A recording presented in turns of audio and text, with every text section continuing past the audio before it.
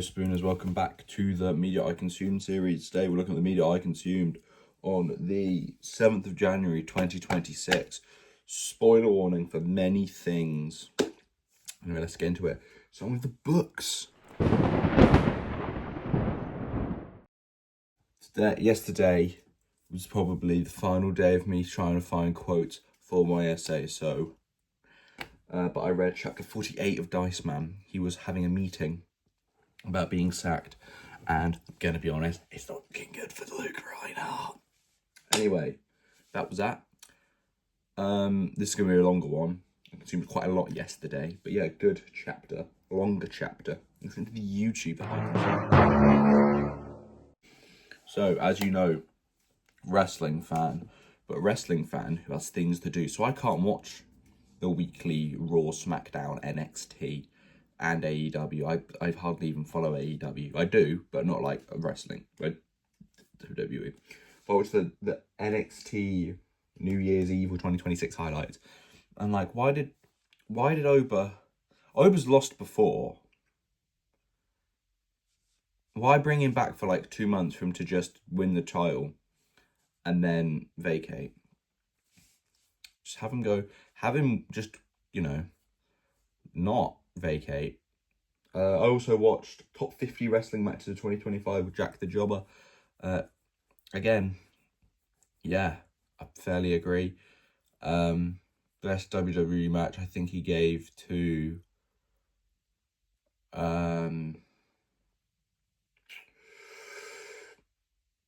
the women's triple threat evolution one where Naomi cashed in, which I also mentioned was good. And then I watched the Wrestle Talk News, WWE champions injured, title vacated, and NXT review. The champions are injured. I believe Punk might be injured. Dominic's obviously injured. Stephanie Vaquer's probably injured. So not looking good for Raw. That is pretty much all their main champions. Their main single champions, except the IC champion who has just become Becky Lynch. Anyway, let's get onto the music that I can see.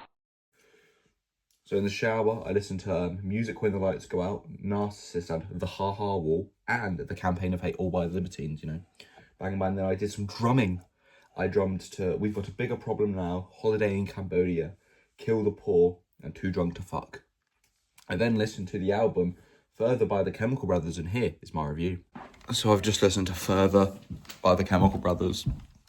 Not for me, too slow to start, and every song was like 4 minutes minimum. Speed it up, the Chemical Brothers. I mean, using the horse sound effects was kind of funny, but yeah, that was kind of it. Yeah. After that, I did a little bit more drumming. I drummed to California, Uber Alice, Pull My Strings, Nazi Punk's Fuck Off, and We've Got a Bigger Problem Now again. All of them by the Dead Kennedys, because I think they're excellent. We've Got a Bigger Problem Now is fantastic, and Pull My Strings is possibly one of the best deep cuts going in music. Anyway, enough of that yap. Get on to the films I consumed. First of all, I watched the DCU soft launch of The Suicide Squad, directed by James Gunn. A fantastic film. I can now start Peacemaker, which will be fun. Anyway, here's my review of it. Just finished watching James Gunn's Suicide Squad, and what a director.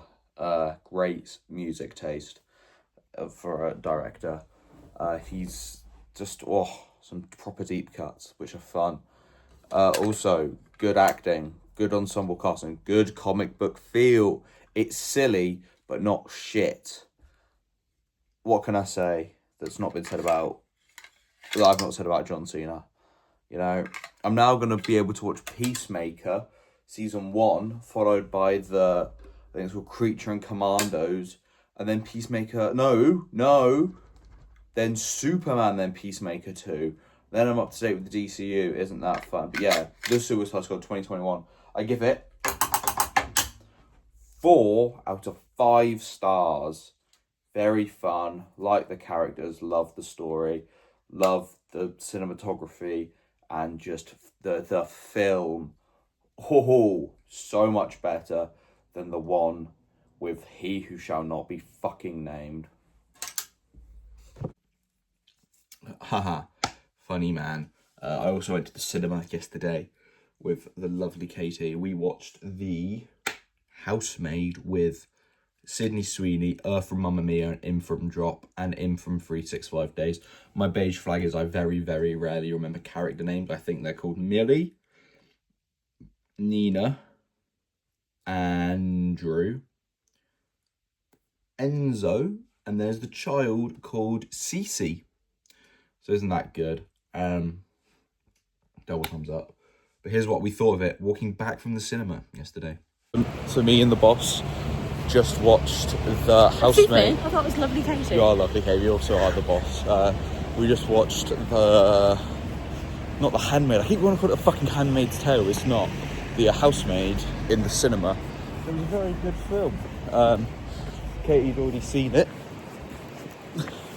Don't run then. Maybe you look like a dickhead. You were just driving so slowly. She'd already seen it and read the book.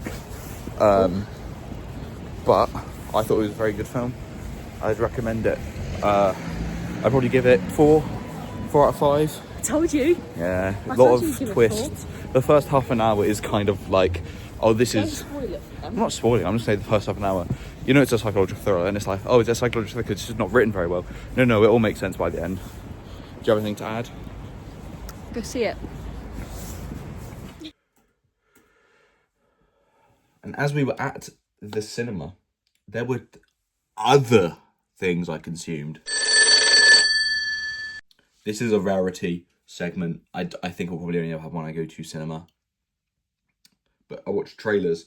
So a trailer of a film called Shelter, which is a Jason Statham film, which me and my friend, who might be watching this, we love taking the piss. Because Jason Statham's basically, I'm the fucking bus driver. I'm the fucking beekeeper. I'm the fucking this.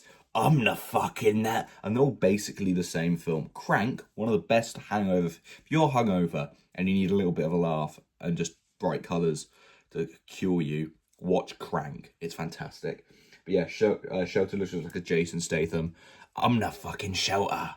Then we watched Crime 101, which looks kind of mid.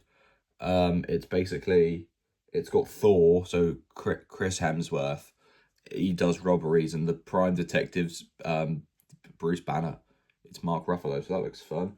Then we got How to Make a Killing, where Mr. Teeth himself, Glenn Powell, I think tries to kill his whole family. These are just trailers. Kills his whole family to get the inheritance. There was a trailer for Hamnet. That just looks like a decent film. I might go watch it. I don't know. I'll probably wait. It'll be on. That's a film that'll be on iPlayer quite quickly. That's a BBC heavy one, I believe. And then it looks good. Then Reminder of Him, which is a Colleen Hoover adaptation, and from what I've gathered, Colleen Hoover is a dickhead because her son is an arsehole. And she just fully defended him. Anyway, it just looks like a generic, like, your girlfriend will give it 4.5 stars, and you'll give it like a 3. It's that type of film. Like the girlfriend, like, she'll have read the book. This idea of a girlfriend, not specifically Katie, the idea of a girlfriend. Oh yeah, 4 stars. Oh, I loved it. And then you're like, 2. That type of film, a romance film, basically. And then Wuthering Heights with 2 Australians pretending to be British. We've got Jacob Elordi, Im from Kissing Booth. And then Margot Robbie from Amsterdam. Good film, that. And I don't think it's going to be based off the Kate Bush song. I'll put my hands up and think they probably wouldn't do that. Long time to make a film based off a 4-minute song. Anyway, let's look at the TV I consume. So I watched Traitors last night, and I was the Welshwoman. So, who's shocked?